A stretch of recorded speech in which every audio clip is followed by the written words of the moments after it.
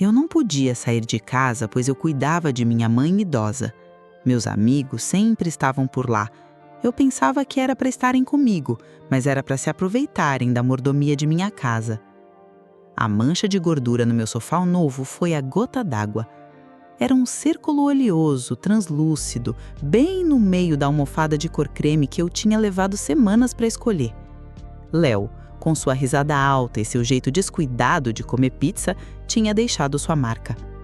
Ele e os outros tinham acabado de ir embora, deixando para trás o eco de suas vozes, caixas de pizza vazias na mesa de centro e um rastro de bagunça que parecia gritar o quanto eles tinham se divertido às minhas custas.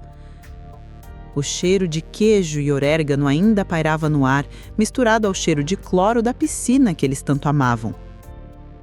"Filha!" A voz frágil da minha mãe soou do quarto dela, me puxando de volta para minha realidade. "Já vou, mãe", respondi, tentando manter a irritação fora da minha voz. Peguei um pano e um produto de limpeza, ajoelhando-me diante do sofá como se estivesse rezando. Enquanto esfregava a mancha com uma força desnecessária, minha mente voltou no tempo, tentando encontrar o ponto exato em que minha casa se tornou um clube de campo para os meus amigos. Cuidar de um pai ou de uma mãe idosa é uma jornada que só quem vive entende. É um amor que se transforma em serviço, um carinho que vira vigilância constante. Minha mãe, que sempre foi uma rocha, a mulher mais forte que eu já conheci, tinha se tornado frágil como um passarinho. A idade tinha chegado com seus companheiros indesejados, a pressão alta, a diabetes e um medo terrível de cair. Meu coração se via apertado. Cada segundo que eu passava longe dela era um segundo imaginando o pior. Um tropeço no tapete, um remédio esquecido, um mal-estar súbito. Por causa disso, minha vida social era praticamente inexistente. Sair? Só o essencial. Uma ida rápida ao supermercado já era motivo de ansiedade. Eu tinha a dádiva, minha anja da guarda em forma de cuidadora. O nome dela não poderia ser mais perfeito. Ela era uma verdadeira dádiva em nossas vidas. Chegava pontualmente às 8 da manhã com um sorriso que iluminava a casa e cuidava da minha mãe com um profissionalismo e um carinho que me emocionavam.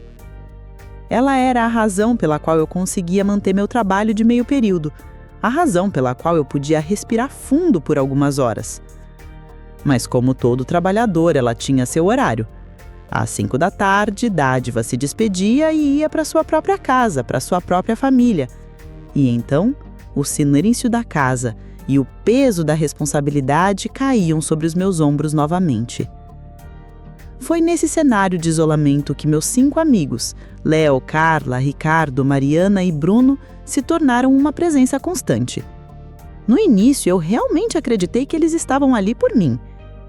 "Amiga, a gente não vai te deixar sozinha", Carla me dizia, me abraçando com força. "Tamo aqui pro que der e vier, pode contar com a gente." E eu, desesperada por um pingo de normalidade, por uma conversa que não fosse sobre medição de glicose ou consultas médicas, eu acreditei. Eu abri a porta da minha casa e, com ela, a porta da minha vida. Minha mãe, sentindo minha solidão, era a maior incentivadora. "Minha filha, não quero te ver presa aqui comigo. Chame seus amigos, encha essa casa de alegria. O som de gente jovem me faz bem." Ela insistia com um sorriso doce. Ela não percebia que a alegria deles vinha com um preço. Eles começaram a aparecer. Primeiro nos fins de semana, depois em algumas noites de sesta, logo qualquer dia era guia. A gente estava passando aqui perto e resolvemos dar um oi. Oi! Invariavelmente se transformava em horas de conversa, filmes na TV a cabo e, claro, mergulhos na piscina.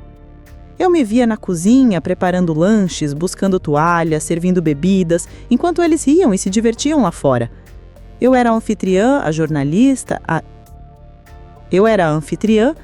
garçonete, a faxineira e, no meio de tudo isso, a cuidadora. Às vezes eu estava no meio de uma conversa com eles na varanda quando ouvi o sininho que minha mãe usava para me chamar. "Com licença, gente, já volto", eu dizia. Ia até o quarto, ajudava minha mãe a ir ao banheiro, dava seu remédio, ajeitava seus travesseiros.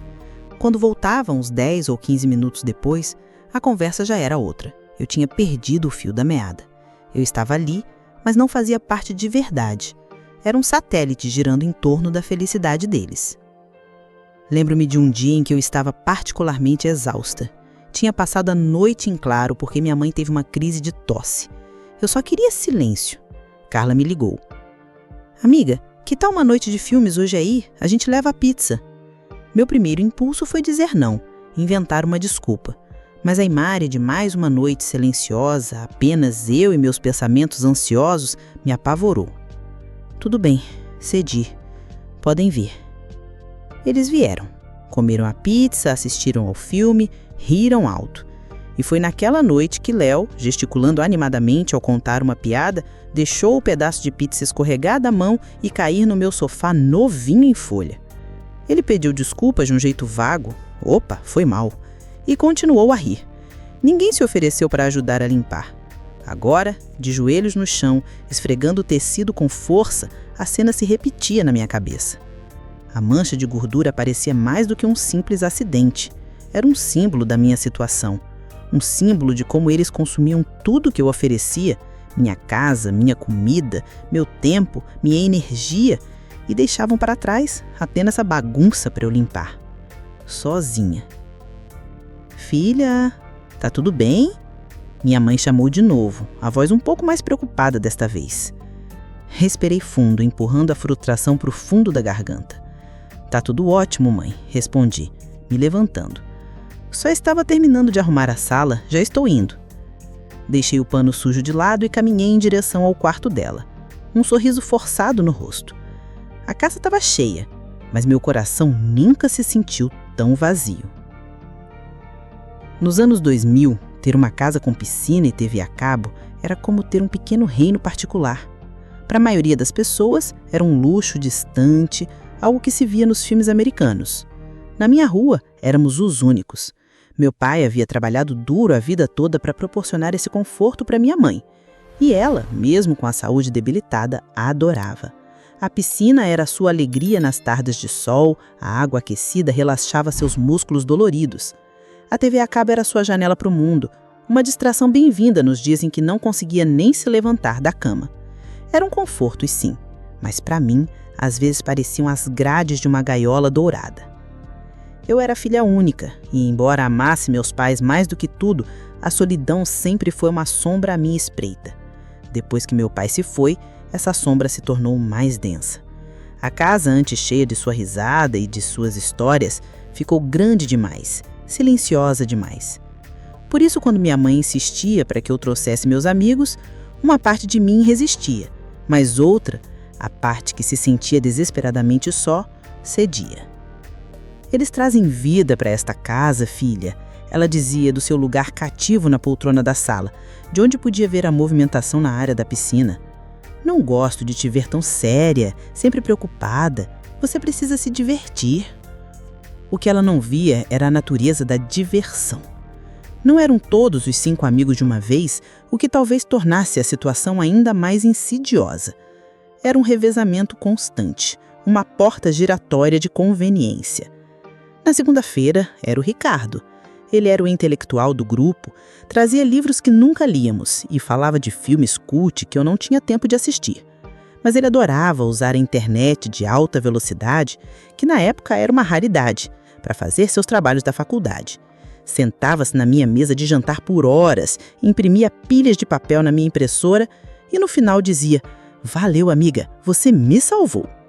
Depois ia embora, deixando para trás o cartucho de tinta mais vazio e a sensação de que eu era apenas uma ferramenta útil. Na quarta, era a vez da Mariana e do Bruno. Eles eram um casal e viviam em um apartamento minúsculo. A desculpa deles era sempre a mesma. "Ai, amiga, a gente precisa de um pouco de ar fresco. Podemos usar sua piscina?" Usar a piscina se traduzia em um dia inteiro de folga para eles.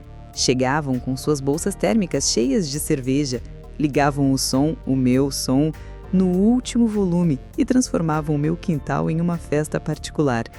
Eu ficava indo e vindo, trazendo copos, gelo, abrindo e fechando o guarda-sol. Uma vez, minha mãe precisou de mim com urgência. Teve uma queda de pressão. Corri para dentro, atendia e quando voltei, uns 20 minutos depois, ouvi a Mariana reclamando com o Bruno. Nossa, que demora! A cerveja já esquentou. Meu sangue gelou. Naquele momento, eu não era uma amiga preocupada com a mãe doente. Era a garçonete que estava demorando para atendê-los. A Carla era mais sutil. Ela vinha nas sextas à noite, geralmente sozinha. Era a noite da confidência. Sentava-se comigo na cozinha enquanto eu preparava o jantar e contava todos os seus dramas amorosos, seus problemas no trabalho, suas brigas com a família. Eu ouvia, aconselhava, oferecia um ombro amigo. Sentia que com ela a amizade era mais genuína. Mas então, no meio da conversa, ela soltava: "Amiga, será que posso pegar emprestado aquele seu vestido azul para a festa de amanhã? E aquele sapato? Você não vai sair mesmo?" E eu, querendo me sentir útil, querendo manter aquele fiapo de conexão, cedia. Meu guarda-roupa virou uma extensão do dela. O Léo era o mais descarado de todos. Ele aparecia a qualquer hora, sem avisar. "E aí, galera?" gritava, já entrando e indo direto para a geladeira. Comia o que tivesse, bebia o que encontrasse. Era o responsável pela maioria das manchas no sofá, dos copos quebrados, da bagunça generalizada. Ele era a personificação da folga. E o pior é que ele era engraçado, carismático. Os outros riam de suas palhaçadas e até minha mãe, do seu quarto, às vezes sorria ao ouvir sua risada escandalosa. Ele era o bobo da corte e a minha casa era seu palco. Eu me sentia presa em um ciclo de servidão voluntária. Eu queria companhia, mas odiava o preço. Queria os amigos, mas detestava o que eles me faziam sentir. Usada. Eu era a dona da bola, a dona do parquinho. Se eu não tivesse a piscina, a TV a cabo, a internet rápida, a casa espaçosa, será que eles viriam? A pergunta martelava na minha cabeça, mas eu tinha medo demais da resposta. Um dia, eu tentei impor um limite. Era meu aniversário. Eu não queria festa, não queria barulho. Queria apenas um dia tranquilo com minha mãe. Pedi para a Dádiva fazer meu bolo preferido e planejei assistir a um filme antigo com ela, só nós duas. Ingenuamente, comentei meu plano com a Carla pelo telefone. Grande erro. Ao meio-dia, a campainha tocou. Eram os 5, com um bolo, comprado, claro, e balões. "Surpresa!" gritaram em uníssono.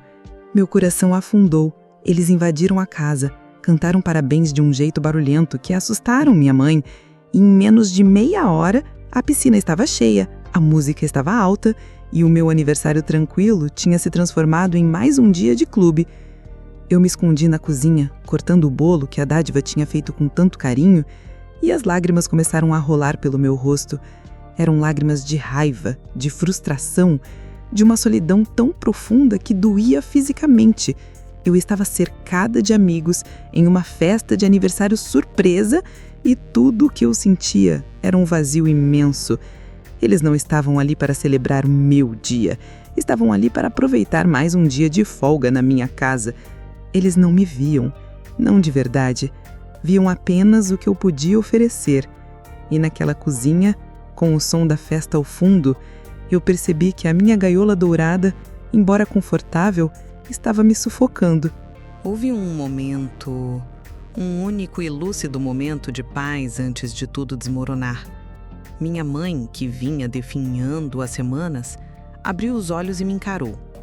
Não havia dor, não havia confusão, havia apenas amor.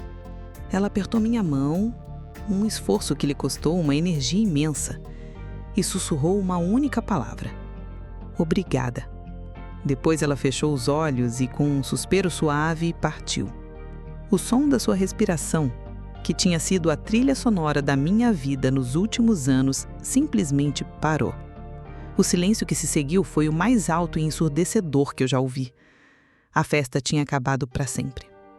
No velório, meus 5 amigos apareceram, vestidos de um luto que não parecia pertencer a eles. Carla me deu um abraço demorado, mas seu corpo estava rígido, como se estivesse com pressa. "Meus pêsames, amiga." Ela murmurou em meu cabelo. Ela era uma pessoa maravilhosa. "Se precisar de qualquer coisa, qualquer coisinha mesmo, é só ligar." Léo deu um tapa desajeitado no meu ombro, seus olhos evitando os meus. Ricardo, Mariana e Bruno repetiram variações da mesma frase, um coro de condolências ensaiadas. Ficaram por menos de 1 hora e foram embora, juntos, deixando para trás apenas o perfume adocicado de Mariana e a sensação incômoda de que tinham cumprido uma obrigação social.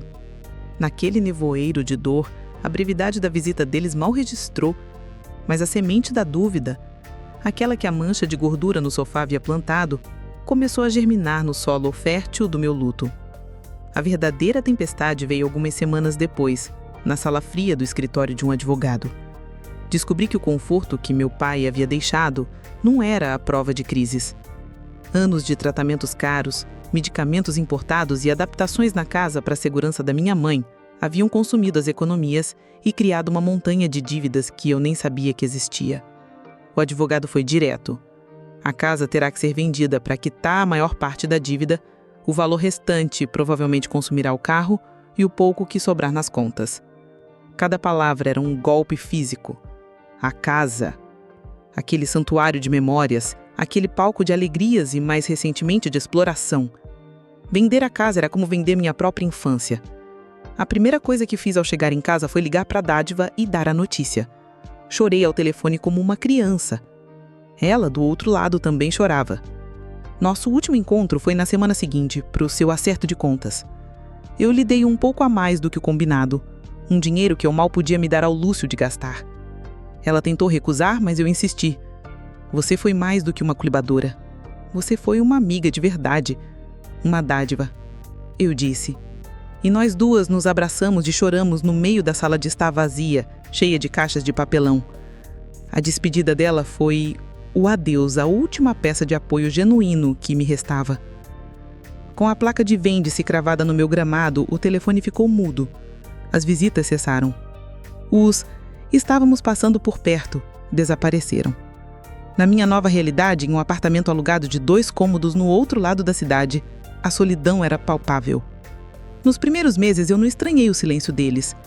Estava ocupada demais lidando com advogados, corretores de imóveis, empacotando uma vida inteira em caixas e, acima de tudo, tentando navegar pelo oceano da minha dor.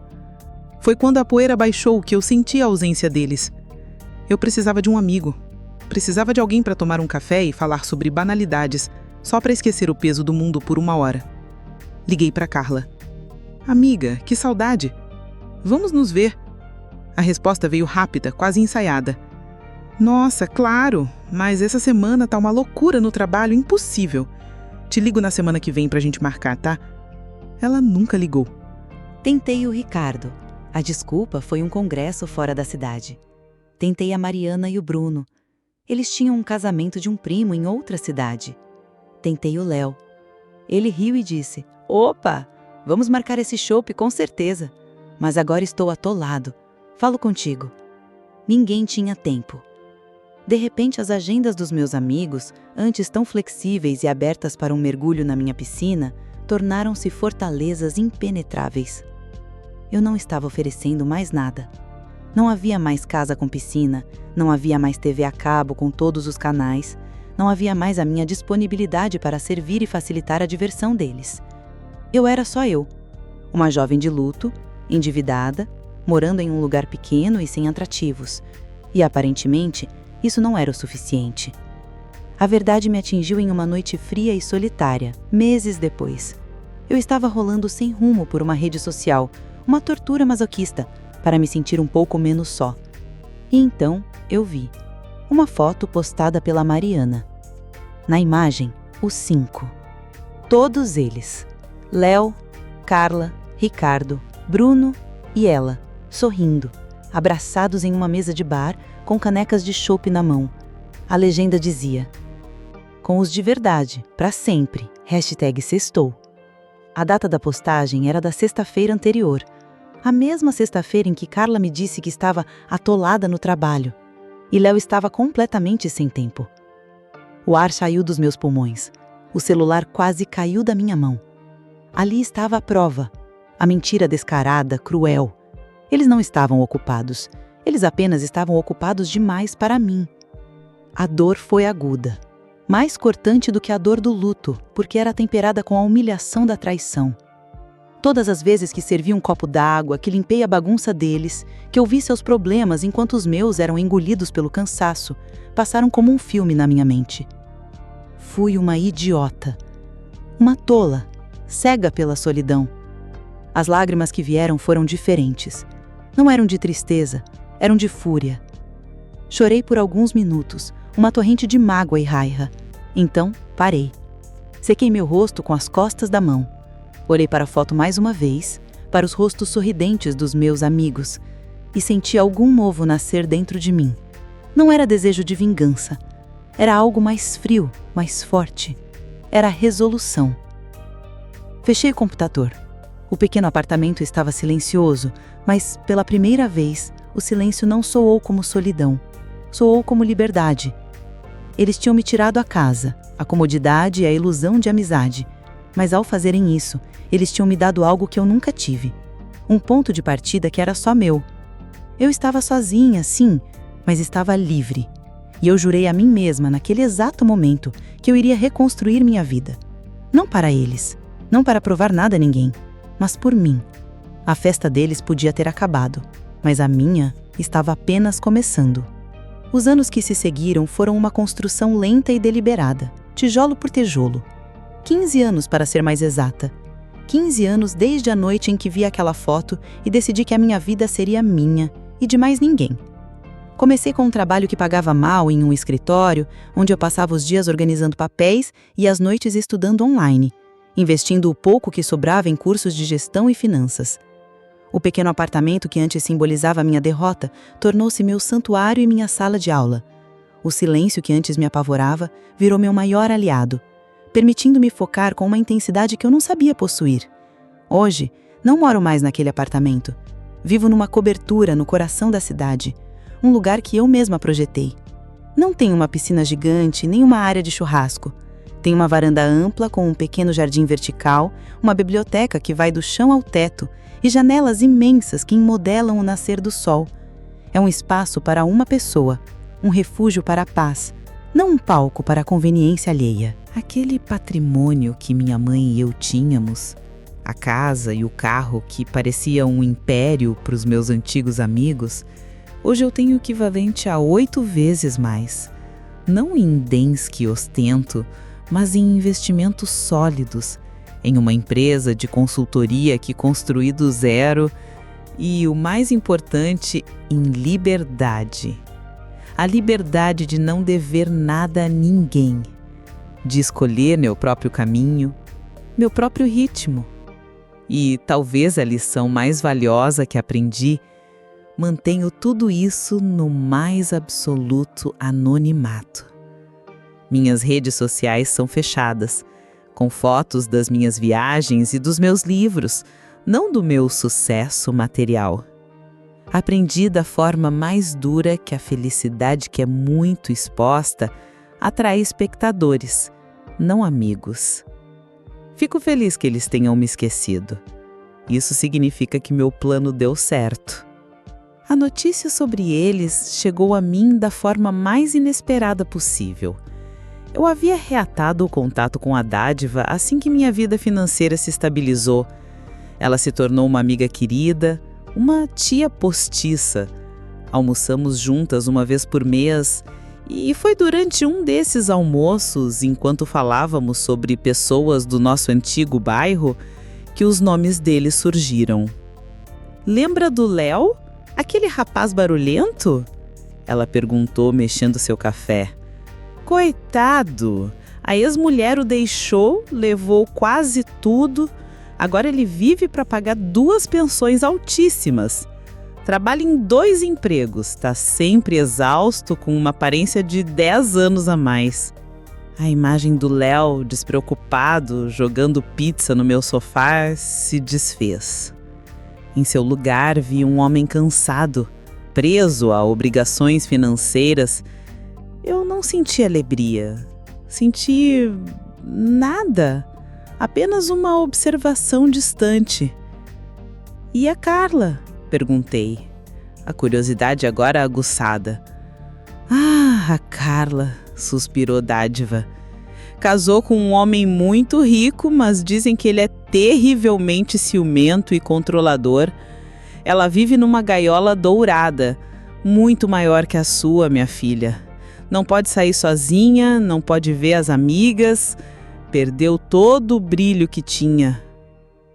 A ironia era tão espessa que eu poderia cortá-la com uma faca. Carla, que se aproveitou da minha prisão para ter sua liberdade, agora vivia em uma de verdade. O casal, a Mariana e o Bruno, se separaram. Uma briga feia por dinheiro, acusaram um ao outro de tudo que é nome. Pelo que soube, os dois estão endividados até o pescoço. E o outro, o Ricardo, o mais quieto, tenta abrir uma empresa atrás da outra, mas nunca dá certo. Vive pedindo dinheiro emprestado para a família. Enquanto o Dádiva falava, eu esperava sentir algo. Um pingo de satisfação, um lampejo de bem feito, mas a sensação não veio. Era como ler uma notícia de jornal sobre pessoas que eu nunca conheci. As vidas deles, com suas rotinas intensas, filhos, pensões, maridos abusivos e fracassos financeiros, pareciam roteiros de dramas que não me diziam respeito. Cada um escolhe e trilha o seu caminho, e os caminhos deles os levaram exatamente para onde suas atitudes apontavam. A minha vingança não foi uma ação, foi uma ausência de sentimento. Eles se tornaram irrelevantes. Naquela noite, eu estava na minha varanda, com uma taça de vinho na mão, observando as luzes da cidade cintilando abaixo de mim. O ar estava fresco e o único som era o do vento suave, balançando as folhas das minhas plantas. Pensei na minha mãe e, pela primeira vez em muito tempo, o pensamento veio acompanhado de um sorriso sereno, não da dor da perda. Pensei em seu obrigada final e entendi que não era apenas pela minha dedicação, mas por eu ter me tornado a mulher forte que ela sempre quis que eu fosse. Pensei nos meus antigos amigos e na festa que acabou. Eles não eram monstros, eram apenas pessoas rasas, aproveitadoras, levadas pela maré de conveniência. A amizade deles tinha um pré-requisito. O que você pode me oferecer? Quando a fonte secou, eles foram embora. E ao irem, me forçaram a encontrar a minha própria fonte, uma que jorrava de dentro para fora, inesgotável. A superação, eu descobri, não é mostrar a eles o que perderam. É chegar a um ponto em que a opinião deles, sua existência, sua felicidade ou seu sofrimento simplesmente não importa mais. É olhar para trás e ver a traição não como uma ferida, mas como a cirurgia necessária que removeu um tumor da minha vida. Dolorosa, sim, mas que salvou a paciente. Bebi um gole do meu vinho, o sabor rico e complexo preenchendo minha boca. Era o sabor da paz, o sabor do sucesso construído em silêncio. Eles não me tiraram nada, no fim das contas, apenas me devolveram a mim mesma. E por essa dádiva, nascida da dor, eu seria eternamente grata.